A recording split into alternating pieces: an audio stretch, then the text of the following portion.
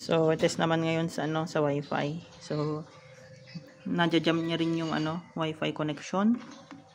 So, ayan, nakakonect siya. Then, try nating i-on kung madya-jam niya. So, long range din to. So, ayan, nag-on. Tinetest ko kung ano,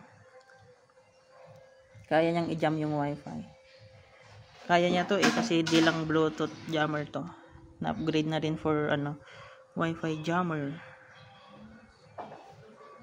So, ayan.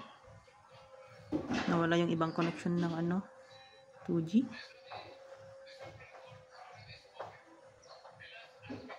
Yan. Oh, disconnect na. Wala na. Disconnect na siya. Try natin connect. Wala na. So, very powerful siya.